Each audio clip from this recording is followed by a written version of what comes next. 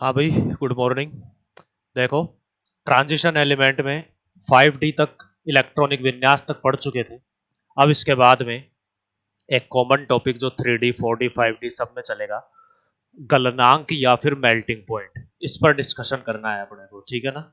चलो हेडिंग डालो भाई। मेल्टिंग पॉइंट, गलनांक। अब यहां आपसे ट्रेंडिंग पूछेंगे भाई। तत्वों की ट्रेंडिंग क्या है, किसका गलनांक ज्यादा आ रहा है, किसका कम आ रहा है और क्यों आ रहा है। ठीक है? रीजन पूछेंगे, ट्रेंडिंग पूछेंगे। ठीक है? तो सबसे पहले ट्रेंडिंग देखते हैं भाई। तो मैंने कहा 3D 4D और 5D तीनों ही तत्वों के गलनांक में ट्रेंडिंग बिल्कुल समान है। ठीक है? देखो क्या होता है, इनकी ट्रेंडिंग इस तरह से रहेगी। इसका मतलब समझ रहे हैं आप? जैसे ये स्कैंडियम मान लिया मैंने, यहां मान लिया इट्रियम, और यहां मैंने मान लिया है लैंथेनम। ठीक है? 5D से स्टार्ट कर दें इसको, यहां मान लीजिए, ये लो स्कैंडियम को यहां मान लो। स्कैंडियम का इलेक्ट्रॉनिक विन्यास, इट्रियम का इलेक्ट्रॉनिक विन्यास और लैंथेनम का इलेक्ट्रॉनिक विन्यास आप सबको पता है, D1S2 होता है।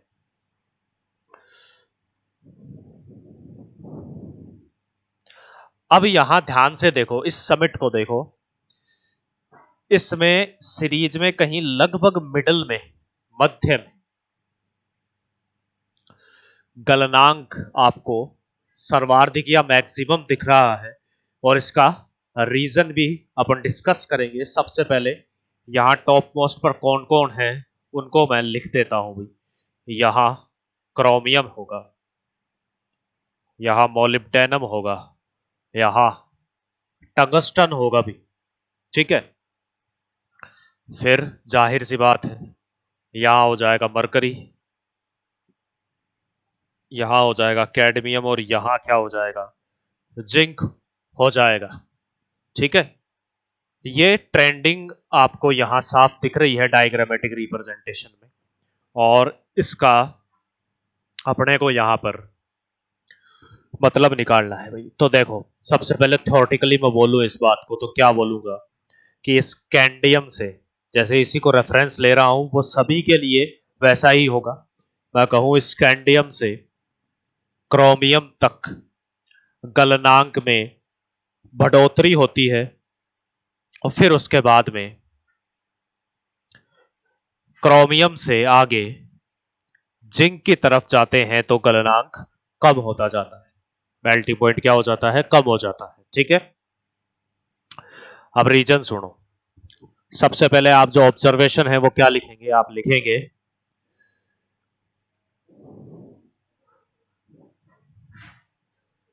उपर्युक्त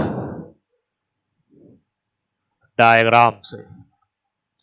आपको ये डायग्राम भी वहां बनाना होगा। ठीक है? उपर्युक्त डायग्राम से इसको एक ग्राफिकल रिप्रेजेंटेशन अगर मैं दे दूं तो ये लो,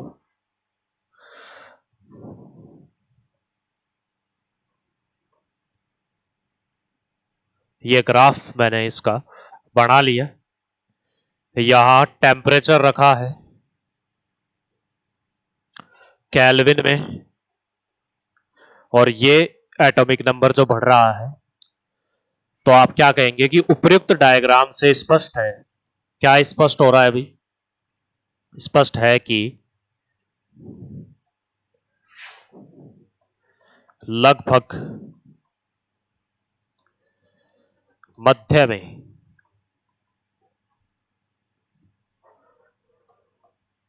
गलनांक सर्वाधिक होता है।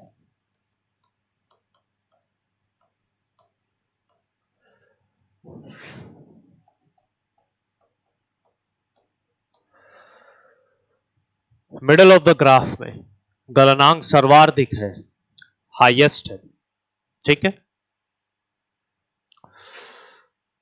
तत्पश्चात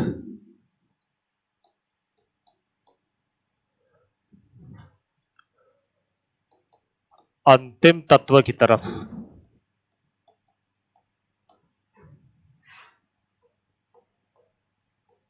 गलनांक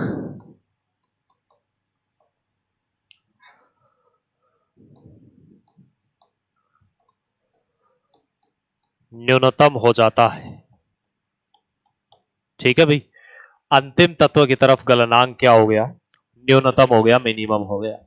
तो ये बात यहां पर ध्यान रखेंगे, लिखेंगे आप इसको, लिखेंगे from the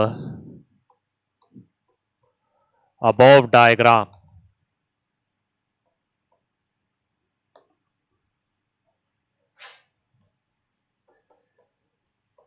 it is cleared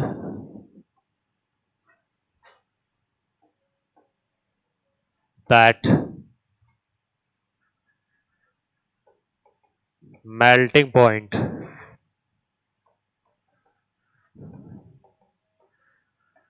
is maximum around middle of the graph,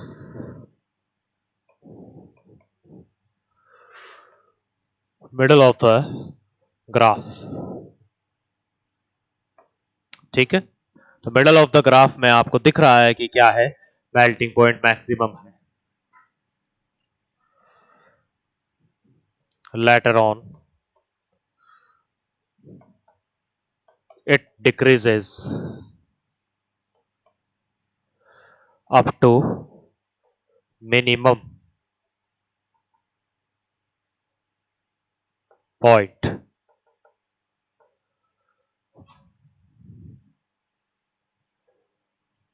at the last। तो आगे आप देखेंगे कि लास्ट में आकर के गलनांक बिल्कुल मिनिमम पर पहुंच चुका है। ये तो ऑब्जर्वेशन है इस ग्राफ की। इसके पश्चात अपने को यह देखना है कि इस ऑब्जर्वेशन का रीजन क्या होगा, अपन तर्क क्या देंगे इसके लिए कि हाँ भाई ऐसा हुआ तो क्यों हुआ, ठीक है। तीनों सीरीज के लिए एक ही एक्सप्लेनेशन है और वो ही काम आ जाएगी, करेक्ट है। चलो देखो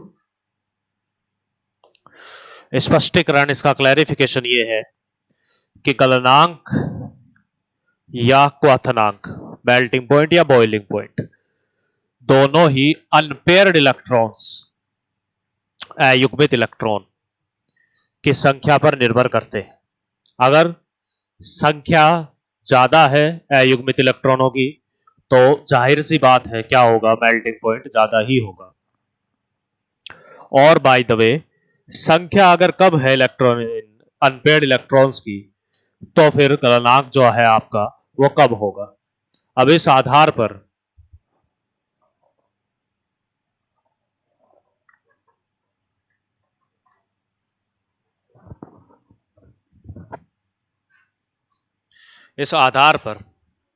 मैं ये कहूं कि जो क्रोमियम है 3D सीरीज में, क्रोमियम के अंदर आप जानते हैं 3D54S1 यानी कि 6 अनपेयर्ड इलेक्ट्रॉन होते हैं।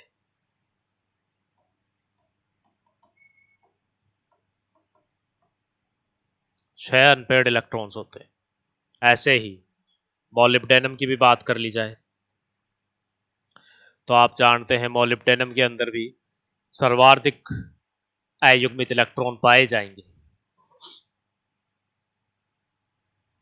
तो इस हिसाब से जिसमें अयुग्मित इलेक्ट्रॉन या अनपेयर्ड इलेक्ट्रॉन सबसे ज्यादा है वही क्या होगा, आपका सबसे अधिक गलनांक वाला होगा या मैक्सिमम मेल्टिंग पॉइंट वाला होगा। तो स्पष्टीकरण हम आप लिखेंगे यहां पर MNTC के अपवादों को छोड़कर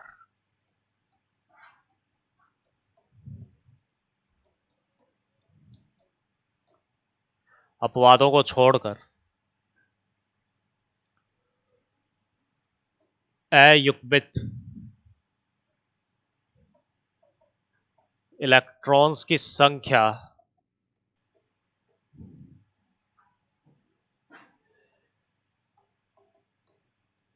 में वृद्धि से, अयुग्मित इलेक्ट्रॉनों की संख्या में वृद्धि से गलनांक में वृद्धि होती है।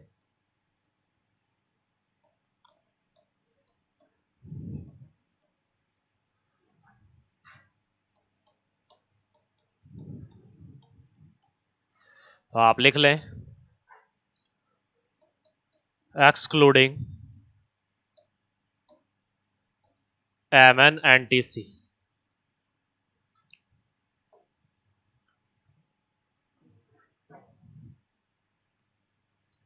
melting point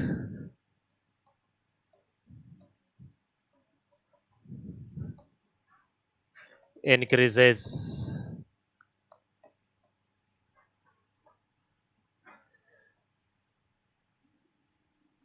on increasing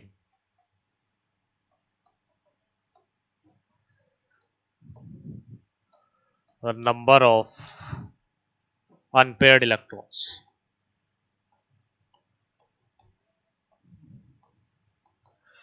तो मैग्नीशियम और मैग्नीज और टेक्नीशियम तो अपवाद हैं, उनको तो आप छोड़ दें। इसके अलावा कॉन्सेप्ट यही है कि जैसे जैसे अनपेयर्ड इलेक्ट्रॉन या अयुग्मित इलेक्ट्रॉन बढ़ेंगे, आपका गलनांक भी क्या होगा भाई, इंक्रीज ही होगा। यही कॉन्सेप्ट है आपका।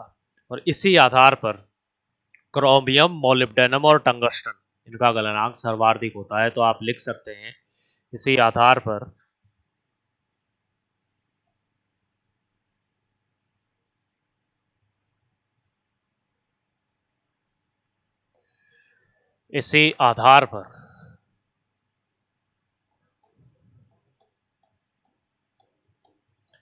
क्रोमियम, मोलिब्डेनम और टंगस्टन का गलनांक सर्वाधिक होता है।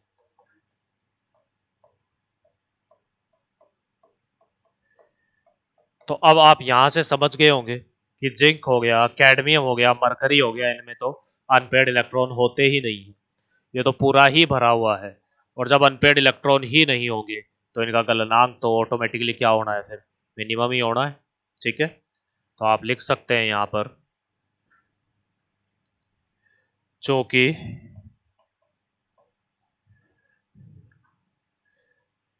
ZnCd और Hg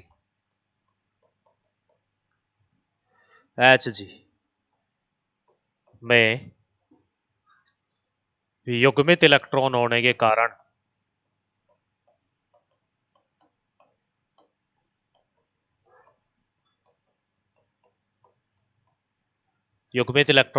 कारण इनका गलनांक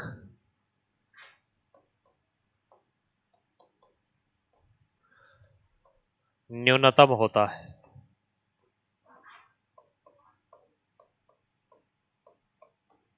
ठीक है भाई, इनमें सारे ही इलेक्ट्रॉन कैसे होते हैं, पेयर्ड होते हैं। और जब सारे ही इलेक्ट्रॉन पेयर्ड ही होंगे, युग्मित इलेक्ट्रॉन होंगे सारे के सारे, तो जाहिर सी बात है फिर गलनांक क्या होगा, न्यूनतम ही होगा, मिनिमम ही होगा। ठीक है, तो बस वही बात है, यहां पर अपने को यही लिखना है। आप लिखेंगे on the basis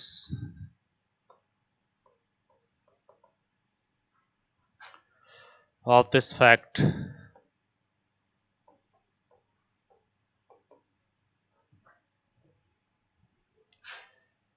MP of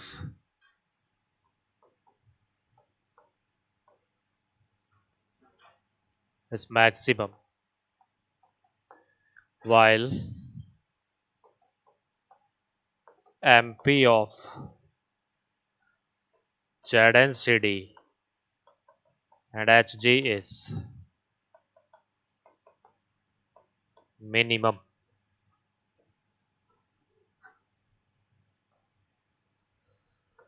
due to paired electrons.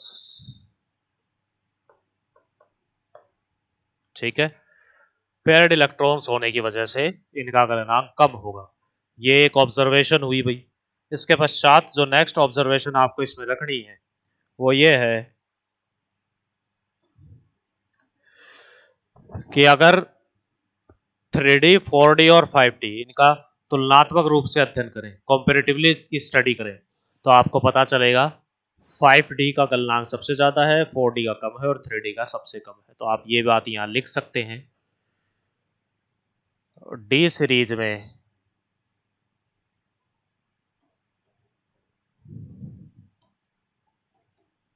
गलनांक का क्रम निम्नलिखित रहता है।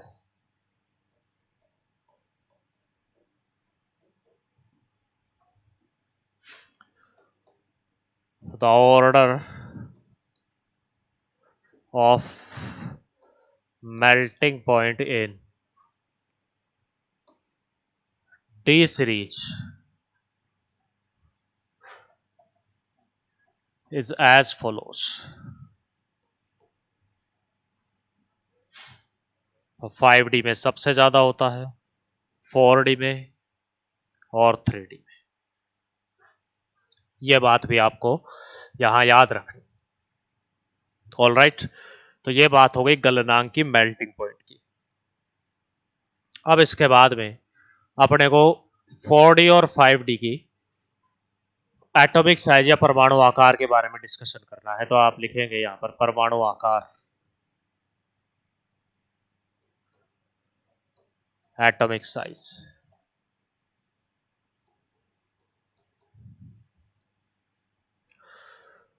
तो भाई जाहिर सी बात है,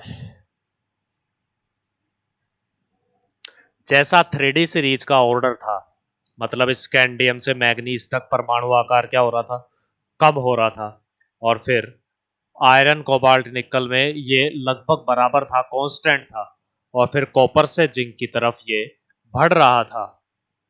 वही पैटर्न यहां भी रहने वाला है और कारण भी वही रहने वाला है। तो सेम कॉन्सेप्ट के लिए आप सेम लैंग्वेज यूज कर सकते हैं, कोई दिक्कत नहीं है। आपको स्क्रीनिंग इफेक्ट, परिरक्षण प्रभाव या इलेक्ट्रॉन इलेक्ट्रॉन प्रतिकर्षण और प्रभावी नाभिकीय आवेश या जेड इफेक्टिव, इसी का एक्सप्लेनेशन वहां करना है, तो कोई दिक्कत नहीं है।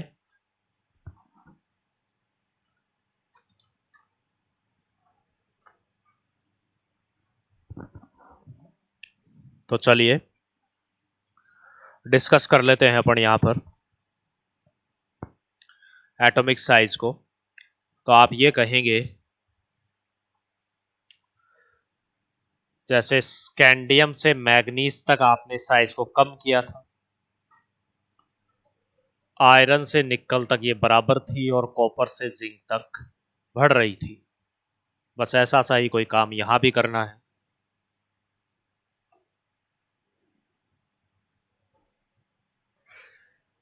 इट्रियम से आपका टेक्नीशियम तक साइज घटती हुई दिखेगी,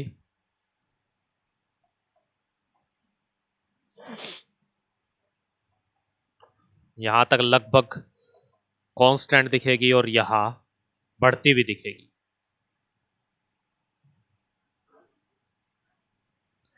ऐसे ही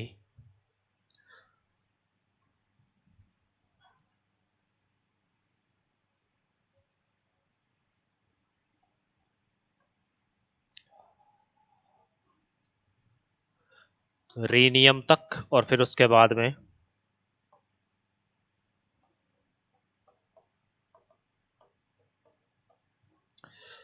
जो कॉन्सेप्ट आपका 3D सीरीज में था वही कॉन्सेप्ट यहां भी लगेगा। तो यहां अपन ने पूरी तरह से लैंग्वेज लेकर के डिटेल में स्टडी की है, वही लैंग्वेज आपको 4D और 5D के लिए कन्वर्ट करके लिख देनी। बस यहां मैं एक आउटलाइन डायग्राम आपके सामने रख रहा हूं कि देखो इट्रियम से टेक्नीशियम तक, और ये क्राइटेरिया मैंने सिर्फ इसीलिए रखा है क्योंकि 3D में फिक्स होता है। 3D में स्कैंडियम से मैग्नीज तक के ही डेटा एकदम क्लियर दिखते हैं, जिसमें साइज क्या होती है, घट रही होती है। 4D और 5D में यहाँ कोई फिक्स नहीं है कि टेक्नीशियम तक ही साइज घट रही है, हो सकता है इससे आगे भी कहीं तक घटती हो, तो यहां लगभग ये कहा जाता है कि मध्य तत्व के आने तक साइज घटती है, फिर बीच में मिडल ऑफ द सीरीज आपकी साइज जो है वो कांस्टेंट रहती है और फिर लास्ट में जाकर के बढ़ती है। इसमें इस तरीके की लैंग्वेज यूज करते हैं आप। तो जब आप इसकी थ्योरी लिखने जाएंगे तब यहां पर आप टेक्नीशियम ना लिख करके आप लिखेंगे middle element.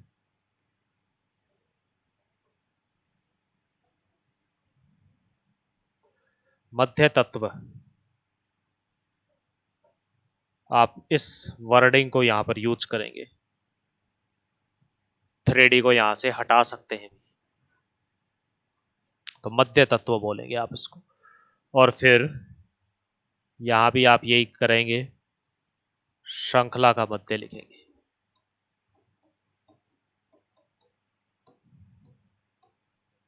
Middle of the series.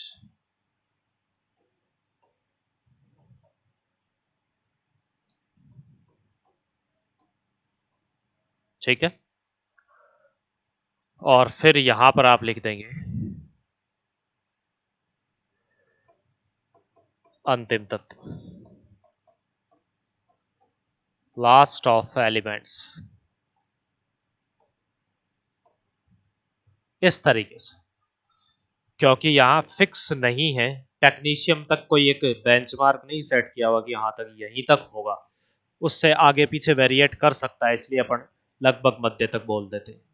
ठीक है, तो अब रीजन वही सेम रहेगा जो 3D में है, मतलब यहां आपका Z इफेक्टिव ज्यादा रहेगा किससे,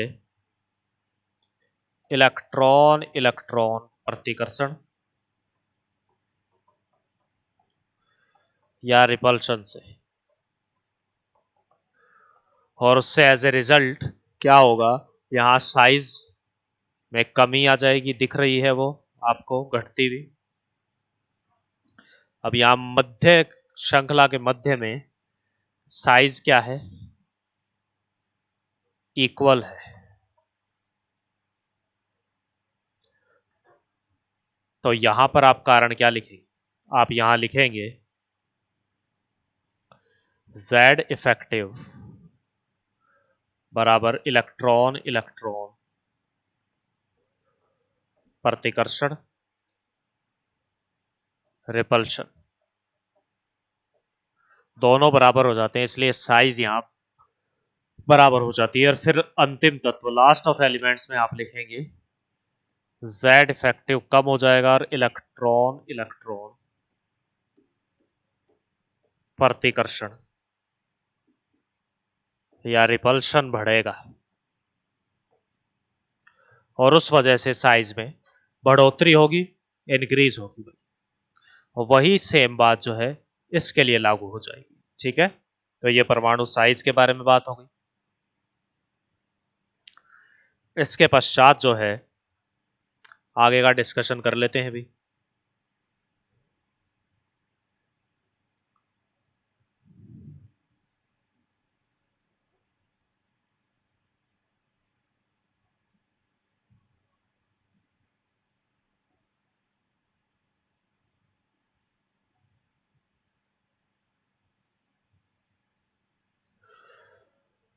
आगे का डिस्कशन जो है अपना ऑक्सीकरण अवस्था का रहेगा। ऑक्सीकरण अवस्था, ऑक्सीडेशन स्टेट।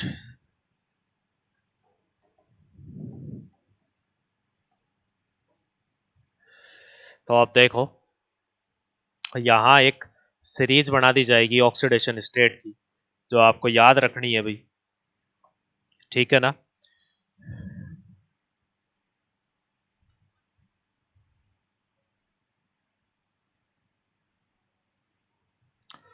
तो यहां पर एक सीरीज रहेगी ऑक्सीकरण अवस्था की, जिसको आपको याद रखना है। सबसे पहले देखो 4D के लिए लिखे अपन तो यारी जरा निभा मौत तक रोड़े राह में पड़े आगे कूद।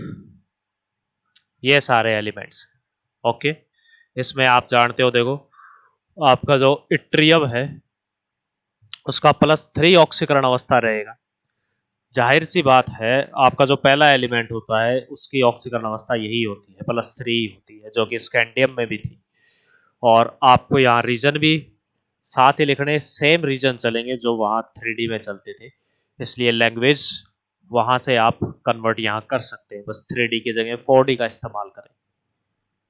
जर्कोनियम है, जर्कोनियम में +3 भी है और +4 भी है। ठीक है, अब बात की जाए स्टेबल ऑक्सीडेशन स्टेट की, तो वो भी यहां मैं साथ ही मेंशन करूंगा, जिसको यहां बॉक्स में बंद कर दिया जाएगा। वो मोस्ट स्टेबल ऑक्सीकरण अवस्था या मोस्ट स्टेबल ऑक्सीडेशन स्टेट होगी। ठीक है ना, तो देखो यहां तक आपने कर दिया। फिर इसके बाद में नेक्स्ट नियोबियम में, इसमें देखो +2 +3 +4 और +5 यहां तक चलता है। अब सीधी सी बात है, इसमें भी स्टेबल ऑक्सीकरण अवस्था आपको पता होनी चाहिए। तो स्टेबल ऑक्सीकरण अवस्था जो इसमें होगी वो +5 होगी भाई। ठीक है, तो यहां तक नोट डाउन करिए आपने। अब इसका रीजन भी आपको समझा जाए कि भाई +3 +4 +5 ये ज्यादा स्टेबल क्यों हो रही है। तो आप जानते हो इट्रियम जो है वो कौन से नंबर पर आता है, 39 नंबर पर आता है भाई इट्रियम। अब इट्रियम 39 नंबर पर आएगा तो जाहिर सी बात है इससे जस्ट 3 इलेक्ट्रॉन पहले कौन आएगा, इससे जस्ट 3 इलेक्ट्रॉन पहले आपका क्रिप्टॉन आता है। और क्रिप्टॉन एक अक्रिय गैस है, तो स्थायी गैस है, नोबल गैस नहीं है।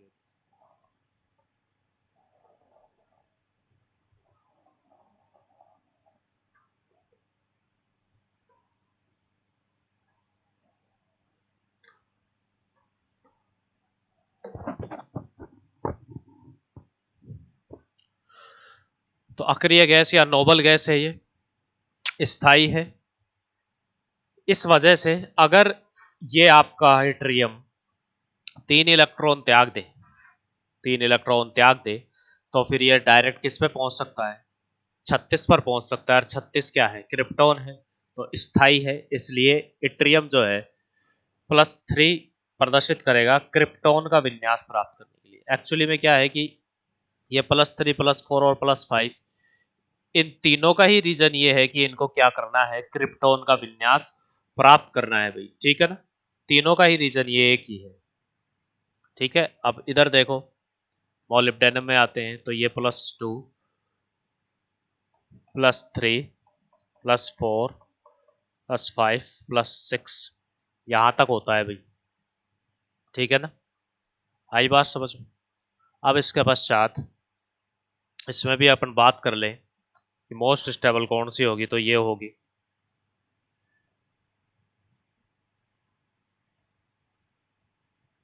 ये हो जाएगी 6। ठीक है, और फिर इसके बाद में टेक्नीशियम की बात करें तो इसमें +4 है, +6 है और प्लस क्या है, 7 भी है। ठीक है ना, अब टेक्नीशियम के अंदर भी आपको मोस्ट स्टेबल ऑक्सीकरण अवस्था जो है याद रखनी है। और मोस्ट स्टेबल ऑक्सीकरण अवस्था इसके अंदर +7 होती है भी। ठीक है ना, कौन सी होती है, +7 होती है। अब यहां तक का एक बार अपन को रीजन जान ले तो ज्यादा बेहतर होगा भाई। +3 +4 +5 और +6 और यहाँ +7 ये स्थायी क्यों है। 39 में से 3 गए, 36 बचेंगे। 40 41 42 43 40 में से 4 जाएंगे, 36 बचेंगे। ऐसे ही 41 है, 41 में से 5 जाएंगे, 36 बचेंगे। 42 में से 6 जाएंगे, 36 बचेंगे। 43 में से भी आप कितने 7 निकालोगे तो कितने बचेंगे, 36 ही बचेंगे। तो हर कंडीशन में इनका जो विन्यास है वो किसके बराबर पहुंच रहा है, क्रिप्टॉन के बराबर। तो क्रिप्टॉन स्थायी है, तो वहां अपन ने आर्गन लिखा था, इनके लिए आप क्या लिख देंगे, क्रिप्टॉन लिख देंगे। तो इन सब का रीजन क्या है भाई,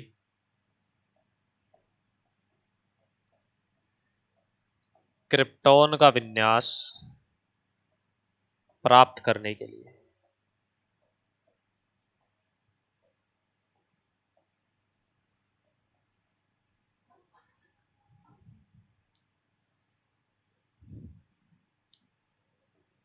टू गेन द इलेक्ट्रॉनिक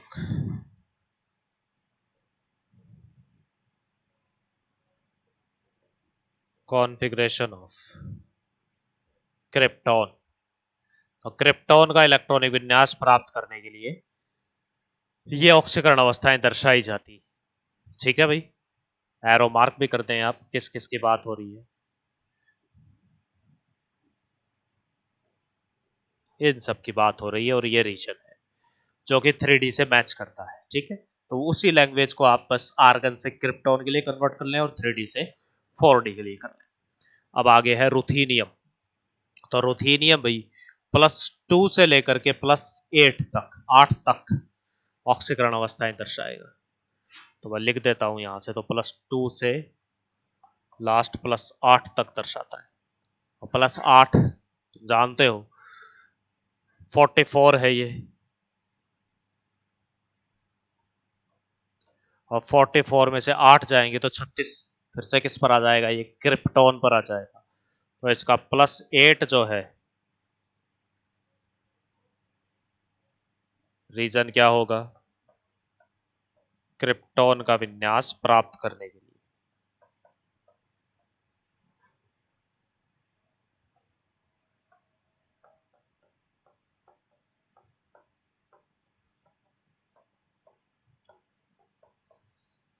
ठीक है ना, to gain the electronic configuration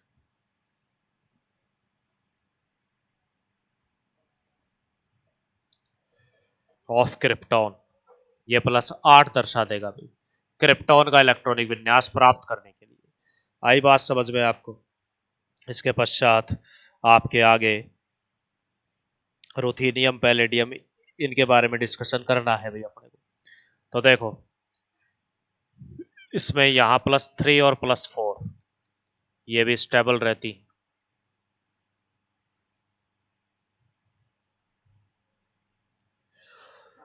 फिर आगे यहां +2 से +4 तक है, इसमें भी आपकी +2 मोस्ट स्टेबल रहेगी।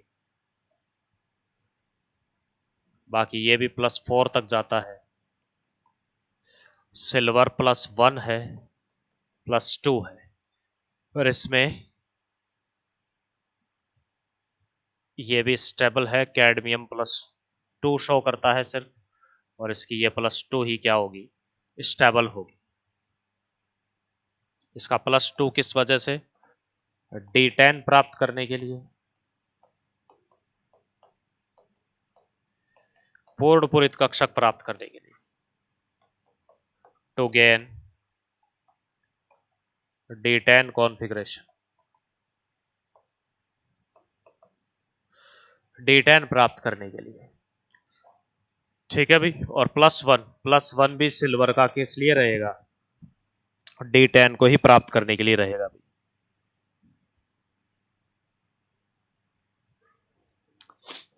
इसका ये +1 भी किस लिए है, D10 प्राप्त करने के लिए।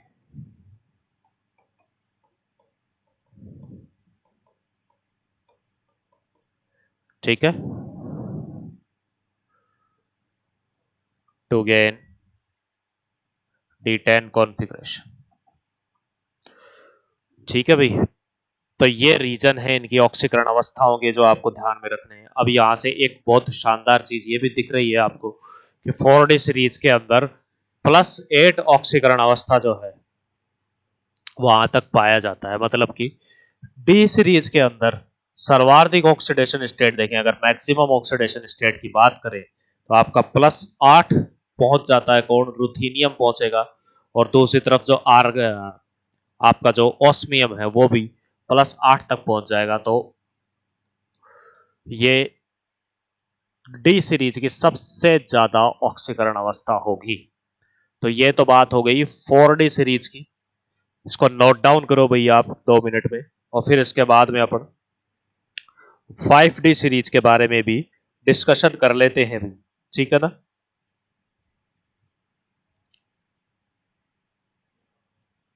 चलिए, इसके बाद में अगला 5D के लिए है, तो आप लिख लेंगे यहां पर ला, हफ्ता, वरनारे, उधर, इधर, पिटाई और हॉकी, ये है। ठीक है।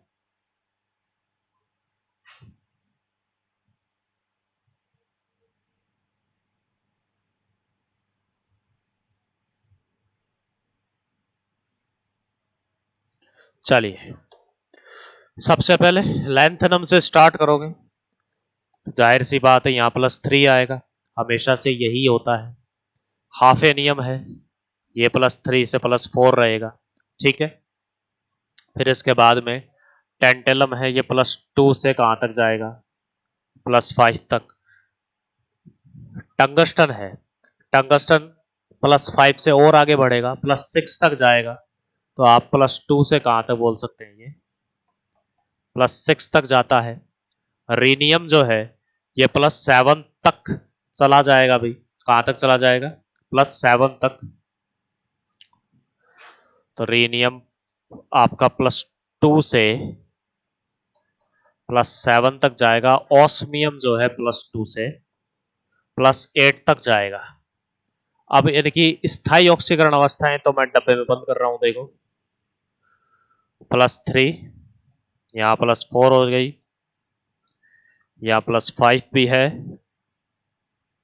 +6, इसमें +7 भी आएगी भाई। ठीक है ना? ऑस्मियम के अंदर +8 तो होता ही है, और साथ में +4 भी उसका सर्वाधिक स्थायी में आता है। तो ऑस्मियम में +4 भी आप यहां लिख सकते हैं, जो कि स्थायी रहेगा। ठीक है। और फिर जो है लास्ट में मरकरी में +2 रहेगा, गोल्ड में +1 और +2 होता है, जिसमें से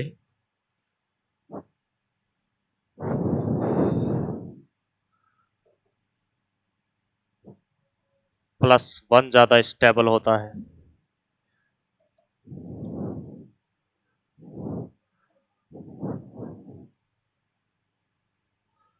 ठीक है ना? और प्लेटिनम में भी +2 ज्यादा स्टेबल है भाई। ठीक है ना? +2 इसमें ज्यादा स्टेबल है। इरिडियम जो है, इरिडियम में आपके +2 से +6 तक चले जाते हैं। ये +2 से +6 तक चला जाएगा, और ये +4 तक चला जाएगा। इसमें प्लेटिनम में +2 ज्यादा स्टेबल रहेगा, इरिडियम के अंदर भी रहते हैं। अब ये इनके स्टेबल ऑक्सीडेशन स्टेट्स हैं। यहां तक कि आप बात करेंगे तो रीजन वही है, अक्रिय गैस का विन्यास इनको प्राप्त करना है, इनको नोबल गैस का विन्यास प्राप्त करना है। तो ये आप क्या लिखेंगे यहां पर? स्थायी विन्यास प्राप्त करने के लिए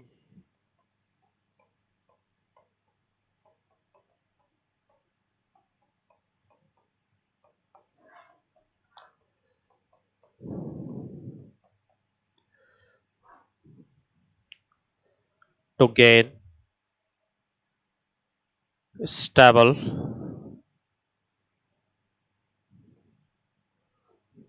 कॉन्फ़िगरेशन, स्थायी विन्यास प्राप्त करने के लिए जो है यहां पर ये होता है भी।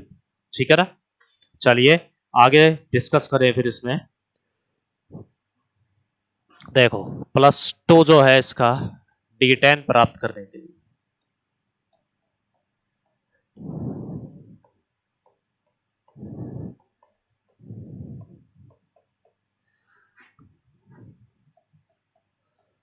to gain D10 configuration.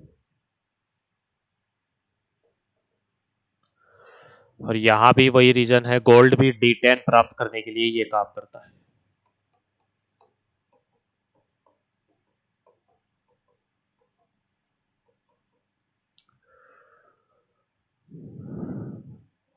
to gain D10 configuration.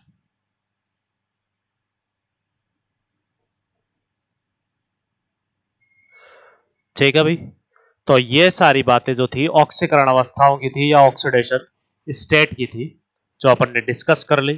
अब इसके पश्चात जो है आगे नेक्स्ट अपने को मैग्नेटिक प्रॉपर्टीज या चुंबकीय गुणों के बारे में डिस्कशन करना है। ये इंपॉर्टेंट टॉपिक रहेगा भाई आपका। चुंबकीय गुणों पर काफी कुछ पूछ लिया जाता है,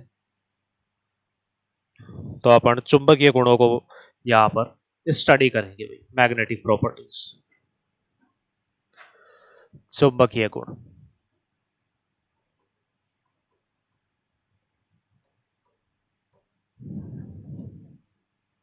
मैग्नेटिक प्रॉपर्टीज,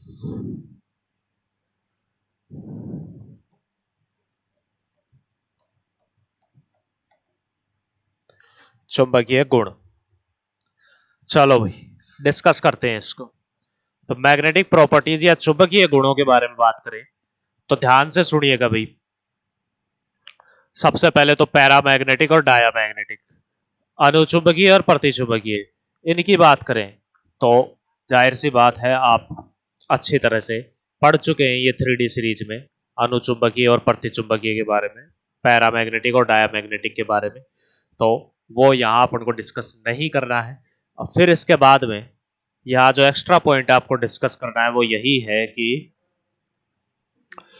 विपाटन ऊर्जा, स्प्लिटिंग एनर्जी या CFSE क्रिस्टल फील्ड ऊर्जा, इन सब का जो है चुंबकीय गुणों से कैसे प्रभावित होते हैं ये, ठीक है ना। तो ये सारे डिस्कशन यही करेंगे अपन। देखो सबसे पहले तो बात बढ़िया करते हैं कि 4D और 5D सीरीज का जो चुंबकीय गुण है वो निर्भर करते हैं इस फॉर्मूले के ऊपर।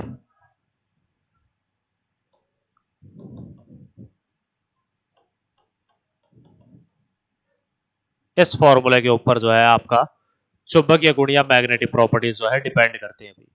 और इसको यहां जो G है इसको आप लांडे स्प्लिटिंग फैक्टर भी कह सकते हैं।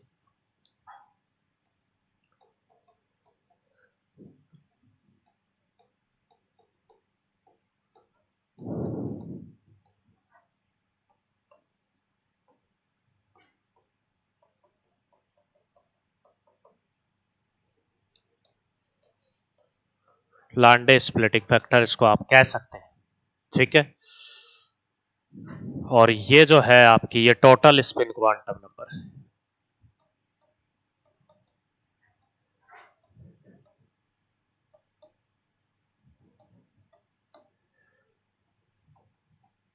संपूर्ण चक्रण क्वांटम संख्या,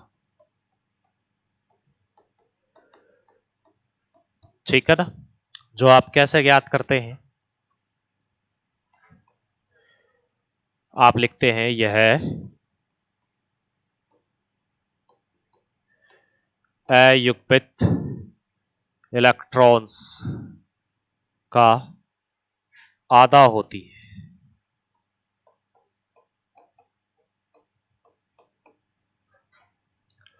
That is half of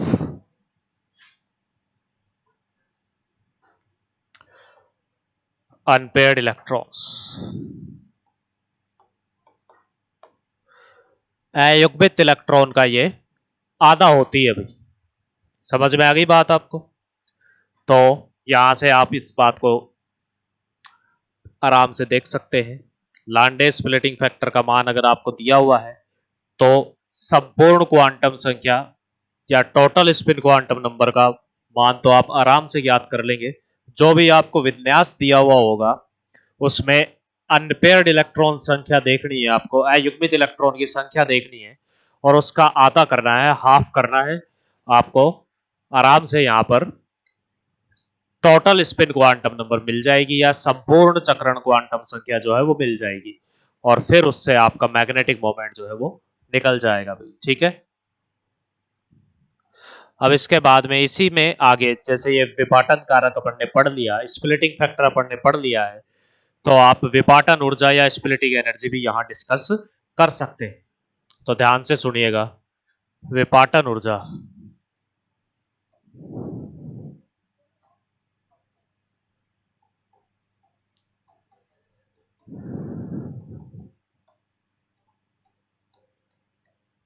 या स्प्लिटिंग एनर्जी,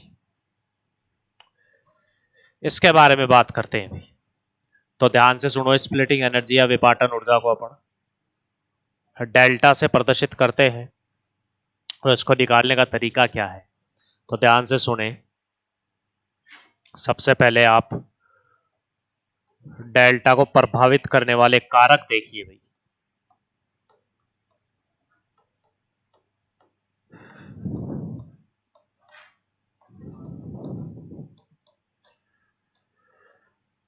ठीक है, तो आप लिख लेंगे यहां पर फैक्टर्स अफेक्टिंग डेल्टा। डेल्टा को प्रभावित करने वाले कारक देखिए। जब ये कारक आपके सामने आ जाते हैं तो उस बेसिस पर आप आगे स्प्लिटिंग एनर्जी का मान निकाल सकते हैं। तो देखो यहां तक लिखा। पहला कारक क्या है, आप लिखेंगे लिगैंड की प्रबलता,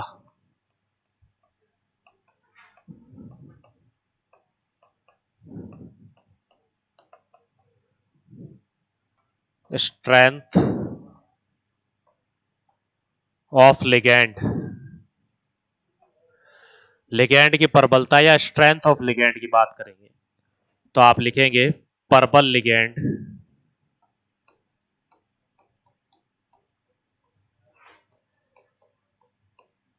के विपाटन ऊर्जा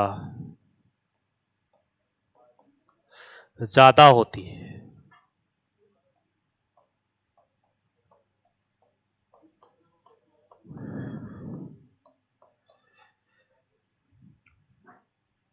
तो the splitting energy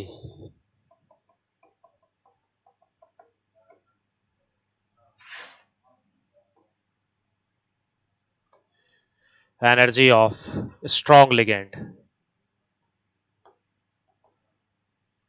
is more.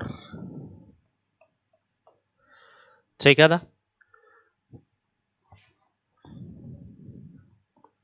तो स्प्लिटिंग एनर्जी किसकी ज्यादा मोर होगी, जिसमें लिगैंड प्रबल होगा। आप लिगैंड की प्रबलता के लिए आप ऑर्डर याद रख लीजिए, बस उसी के अकॉर्डिंग आप निकाल लेंगे। तो देखो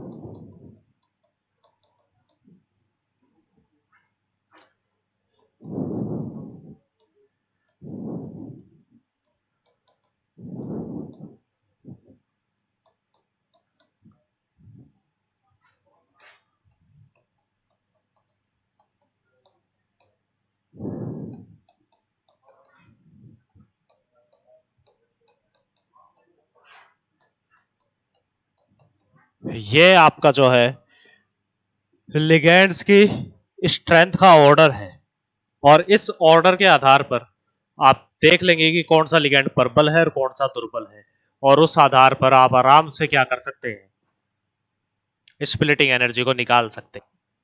ठीक है, चलिए इसको आप लिख लेंगे लिगैंड प्रबलता क्रम। लिगैंड फील्ड स्ट्रेंथ,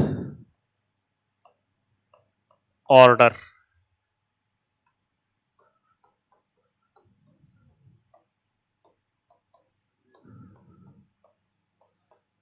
लिगैंड प्रबलता, क्रम। ओके,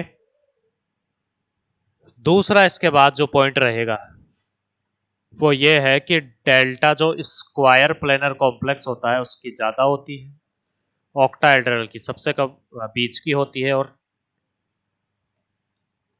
टेट्राहेड्रल की सबसे कम होती है। ये ऑर्डर भी आपको याद रखना है, ठीक है। फिर तीसरा तीसरा ये है 5D की स्प्लिटिंग एनर्जी सबसे ज्यादा होगी, फिर इसके बाद में 4D की होगी, और सबसे लास्ट में किसकी होगी भाई, 3D की होगी। तो ये सारे कारक जो हैं प्रभावित करते हैं किसको, आपके स्प्लिटिंग एनर्जी को। अब इस पर एग्जाम्पल देखेंगे मेनली, तभी समझ में आएगा आपको। देखो,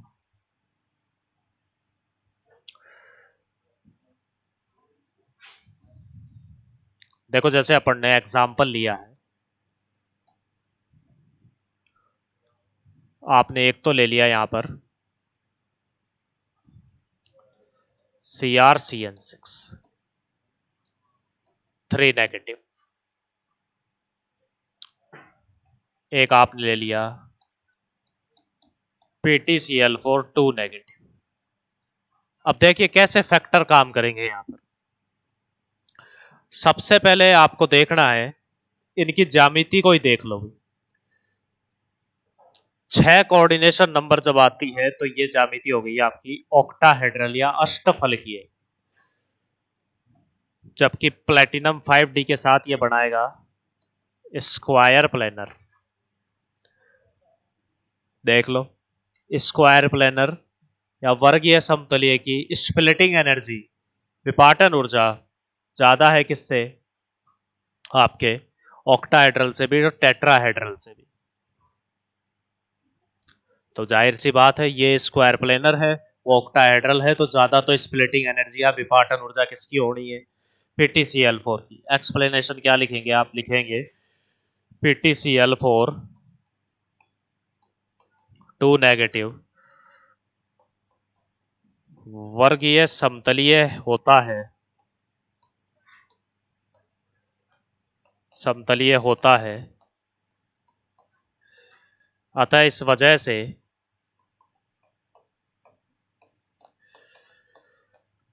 वजह से इसकी विपाटन ऊर्जा ज्यादा होती है।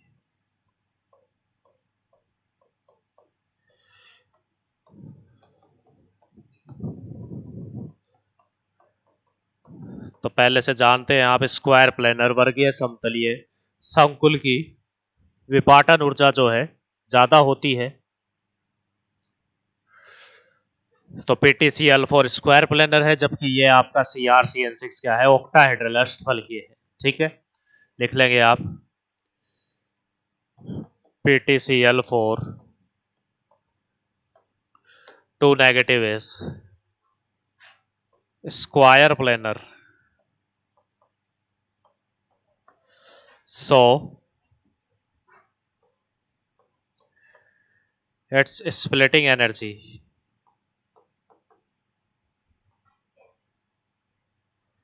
is higher। तो इस प्रकार से आप अनुमान लगा सकते हैं। चलिए और आगे इसको डिस्कस करें। एक और एग्जांपल देखते हैं अपन यहां पर। अब यहां अपन ने ले लिया, मान लो CrCN6 ही है, और साथ में यहां पर है MoCl6 3 नेगेटिव। हाँ जी, अब ये तो और भी कठिन बात हो गई। कैसे हुई, दोनों की ज्यामिति समान हो गई, दोनों ही ऑक्टाहेड्रल है, दोनों की ज्यामिति समान हो गई, तो आगे क्या कीजिएगा फिर, तो उससे आगे बढ़ेंगे। फिर उससे आगे बढ़ेंगे तो आपको देखो डी सीरीज का एक लिखवाया था 5D जो है, उसकी विपाटन ऊर्जा या स्प्लिटिंग एनर्जी सबसे ज्यादा होती है। ठीक है ना। अब यहाँ जो एग्जाम्पल है अपना, इसमें ये क्रोमियम 3D है, और ये मोलिब्डेनम कैसा है, 4D है। तो यहां से इस सवाल का या एग्जाम्पल का जो है अपन को सॉल्यूशन मिल जाएगा। एक्सप्लेनेशन में क्या लिख देंगे आप, 4D ज्यादा किससे है, 3D से। अब थ्योरेटिकल रूप में आपको इसको कैसे लिखना है, आप तो लिखेंगे आप मोलिब्डेनम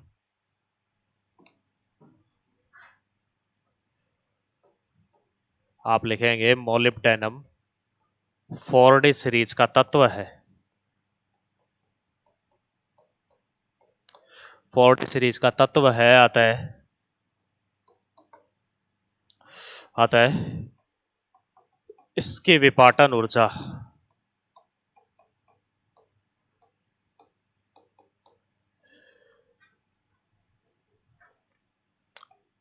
क्रोमियम से ज्यादा होगी।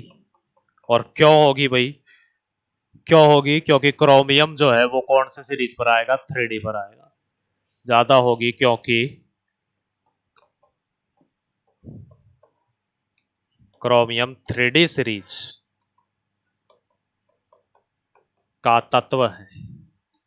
ठीक है, आप लिख लेंगे molybdenum is an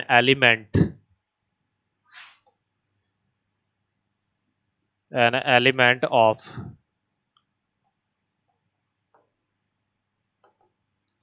4D series, so its splitting energy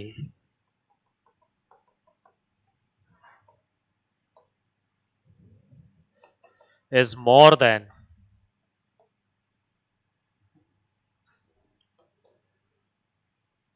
chromium because chromium is of 3D series। तो सीरीज की यहां पर क्या आ गई, वेरिएशन आ गया। समझ रहे हो बात को, तो यहां तक आपने कर लिया। अभी आगे चलें फिर, चलो नेक्स्ट देखो फिर। इसके पश्चात नेक्स्ट एग्जाम्पल और ले लें यहां पर। अब यहां पर ने क्या किया,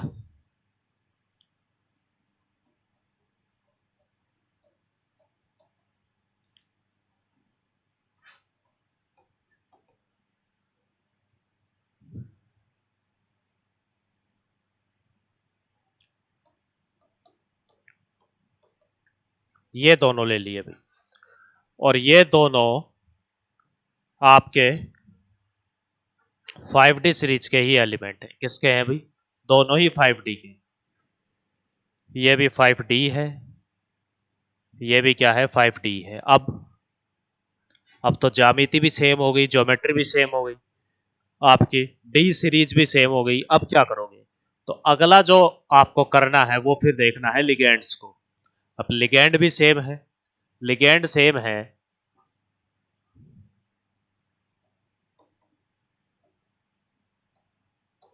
तो ऑक्सीकरण अवस्था को देखिए, जिसकी ऑक्सीकरण अवस्था ज्यादा है उसी का स्प्लिटिंग एनर्जी ज्यादा हो।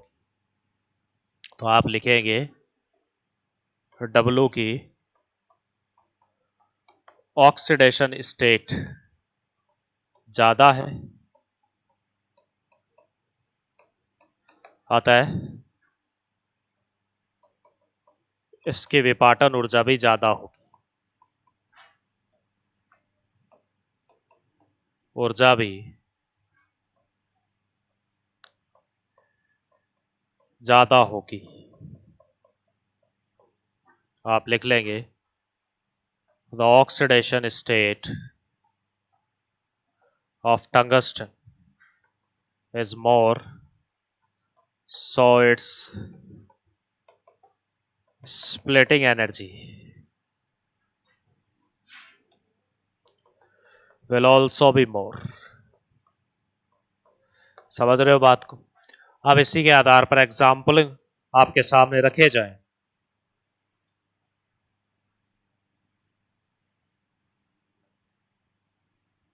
तो देखिए, एक्सप्लेन किया जाए आपके सामने एग्जाम्पल्स को। तो CONS36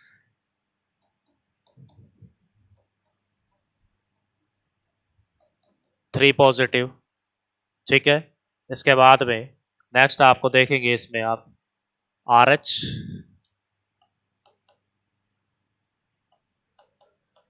NH3 6 3 पॉजिटिव और IR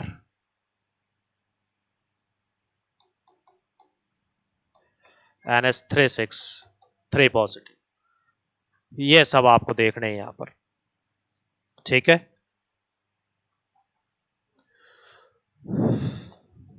अब इनकी स्प्लिटिंग एनर्जी इसकी होती है 23,000 सेंटीमीटर इनवर्स, इसकी होती है 34,000 सेंटीमीटर इनवर्स और इसकी होती है 41,000 सेंटीमीटर इनवर्स। अब ऐसा क्यों हो रहा है, यही अपने को डिस्कशन करना है भाई, ठीक है। चलिए बातचीत करें इसके ऊपर। सबसे पहली बात, ज्यामिति देखनी है, ज्योमेट्री देखनी है। तो ये ऑक्टाहेड्रल है क्योंकि 6 इसका कोऑर्डिनेशन नंबर है। ये भी ऑक्टाहेड्रल है, ये भी ऑक्टाहेड्रल ही है। तो दोनों ही, तीनों ही क्या है, ऑक्टाहेड्रल या अष्टफलकीय। अब तीनों ही अष्टफलकीय हैं तो भाई ज्यामिति से तो डिसाइड नहीं होगा, ज्योमेट्री से डिसाइड नहीं होगा। और फिर ज्योमेट्री से अगर डिसाइड नहीं होता तो फिर आगे आप ऑक्सीकरण अवस्था की तरफ देखें, वो भी सेम ही है, उससे भी डिसाइड नहीं हो सकता। लिगेंड्स को देखेंगे, लिगेंड भी सेम ही है, उससे भी फर्क नहीं पड़ेगा। तो फिर इसमें डिफरेंट क्या है, यहां देखो ध्यान से, ये 3D है, ये 4D है और ये कैसा D है भाई, 5D। और आप जानते हैं थोड़ी देर पहले ही अपन ने देखा है भाई,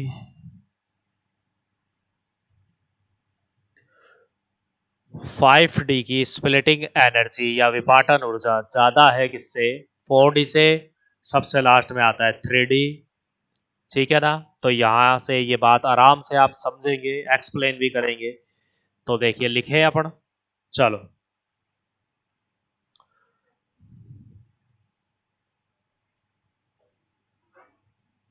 लिखते हैं। देखो आप लिखेंगे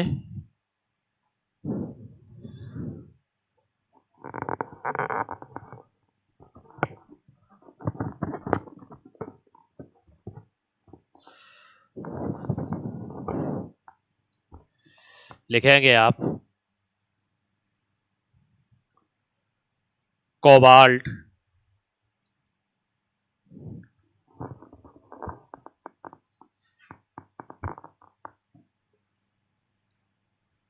थ्री सीरीज का तत्व है,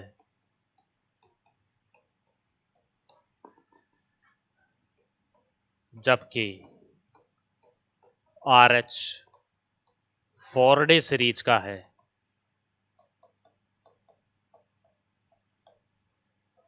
एवं IR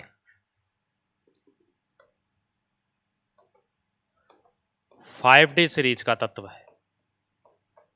तो दोनों का, तीनों का अपन ने यहां पर विवरण लिख लिया भाई। तीनों जो है रेस्पेक्टिवली 3D 4D और 5D सीरीज के। अब आप जानते हैं तो आप लिखेंगे, यह स्पष्ट है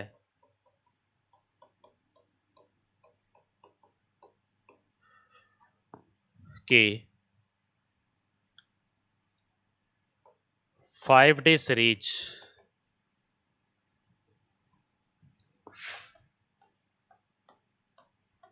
की विपाटन ऊर्जा सबसे ज्यादा है,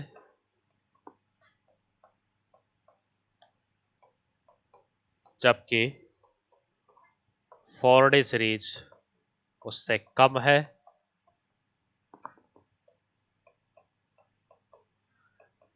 और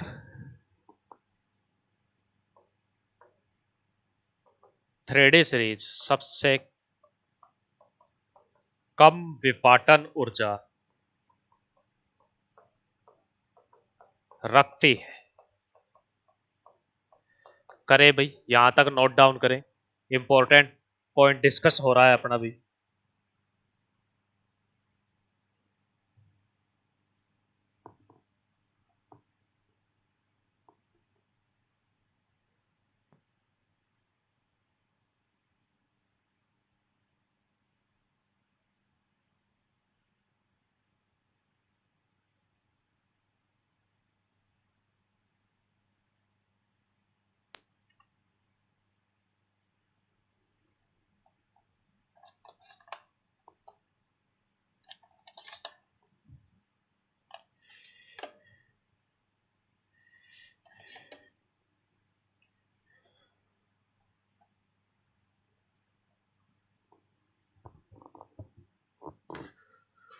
तो अपन डिस्कस कर रहे थे 3D सीरीज की विपाटन सबसे कम है, 4D का उससे ज्यादा है, और सबसे ज्यादा किसका होता है? 5D का होता है।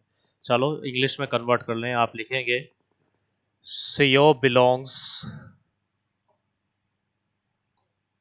to 3D series while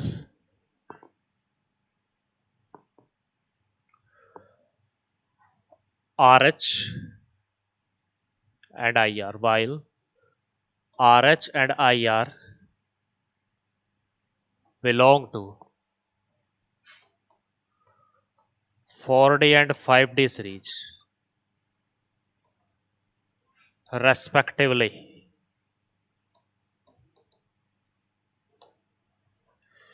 फिर आप कहेंगे आगे the splitting energy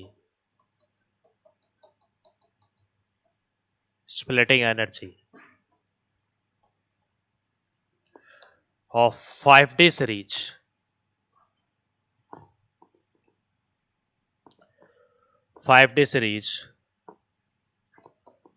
is the highest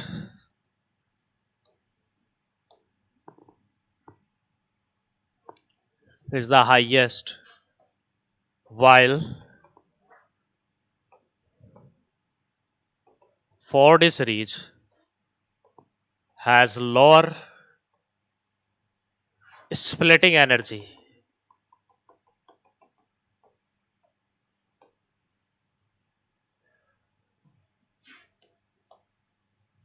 than 5D.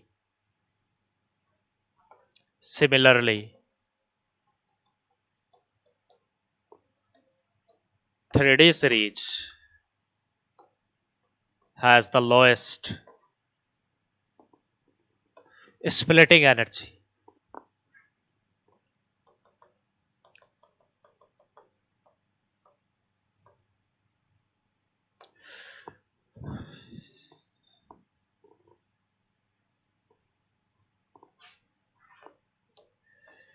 As a result, तो परिणाम स्वरूप क्या होगा? Delta 5D will be the highest.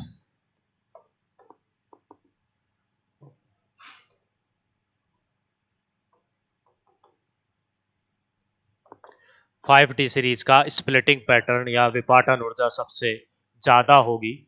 तो अब वापस उस एग्जाम्पल पर आ जाते हैं।